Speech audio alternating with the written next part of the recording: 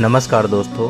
वैसे तो महाभारत में बहुत से श्राप और बहुत से ऐसे वरदान जो बहुत ज़्यादा प्रसिद्ध है, जैसे कि अम्बा ने दिया था भीष्म पितामह को श्राप, कर्ण को परशुराम ने दिया था श्राप, अर्जुन को उर्वशी ने दिया था और भगवान श्री कृष्ण को गांधारी ने दिया था। और दोस्तों लास्ट में श्री कृष्ण ने अश्वत्थामा को दिया था श्राप। इन 5 लोगों के श्राप के बारे में तो आप सबको पता ही होगा, लेकिन क्या आपको पता है कि द्रौपदी ने हिडिंबा के पुत्र घटोत्कच को एक श्राप दिया था? तो अब आप लोग यही सोच रहे होंगे कि ऐसा क्यों। तो आइए जानते हैं इस वीडियो में। लेकिन वीडियो में आगे बढ़ने से पहले आप इस चैनल पर अगर नए हो तो चैनल को सब्सक्राइब करके बेल आइकन को जरूर दबा दें। भीम पुत्र घटोत्कच की चर्चा उनके विशालकाय शरीर को लेकर और उनके युद्ध में कोहराम मचाने को लेकर होती है।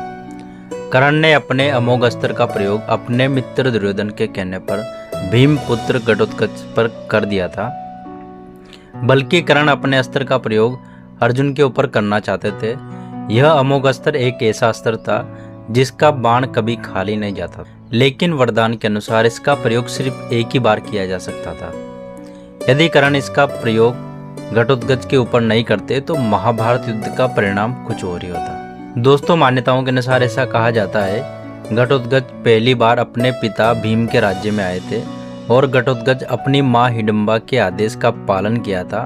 फिर घटोत्कच ने आज्ञा के अनुसार द्रौपदी का आदर सम्मान नहीं दिया और यह देखकर द्रौपदी का मन आहत हुआ और उन्होंने अपमान महसूस किया और वह चिल्लाई कि वह एक विशिष्ट स्त्री है और पांडवों की पत्नी भी है और वह पांचाल देश के ब्राह्मण राज द्रुपद की पुत्री है। और उन्होंने यह भी कहा कि उनकी प्रतिष्ठा पांडवों से कहीं अधिक है।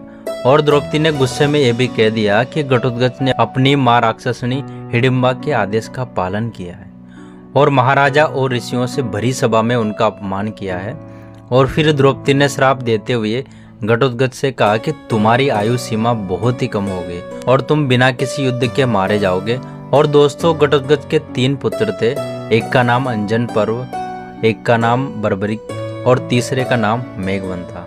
और भीम के पुत्र घटोत्कच का विवाह दैत्यराज मूर्ख की बेटी कामकंटका से हुआ था। श्री कृष्ण द्वारा कामकंटका को एक वरदान मिला था, जिसमें श्री कृष्ण ने कहा था कि तेरी कोख से एक महावीर जन्म लेगा जिसे कोई भी परास्त नहीं कर पाएगा और वह सर्वशक्तिमान होगा। लेकिन घटोत्कच का पुत्र बर्बरिक दानवीर था, कर्ण और अर्जुन से भी बड़ा धनुर्धर था और बर्बरिक के 3 बाणी काफी थे जिसके बल पर पांडवों और कौरवों की सेना को समाप्त कर सकते थे। यह बात जानकर भगवान श्री कृष्ण ने उनका शीश दान में मांग लिया था और बाद में भगवान श्री कृष्ण ने उनको एक वरदान दिया कि कलयुग में तुम मेरे नाम से पूजे जाओगे। और आज के समय में उनको खाटू श्याम जी के नाम से पूजा जाता है। तो दोस्तों आपको महाभारत से जुड़ी इस घटना के बारे में आपका क्या कहना है, हमें कमेंट करके जरूर बताएगा। और अगर आपको वीडियो अच्छी लगी है तो वीडियो को लाइक करें, चैनल को सब्सक्राइब जरूर कर देना और बेल आइकन को जरूर दबा देना ताकि आने वाली हर वीडियो का नोटिफिकेशन आपको सबसे पहले मिल सके। Thank you so much.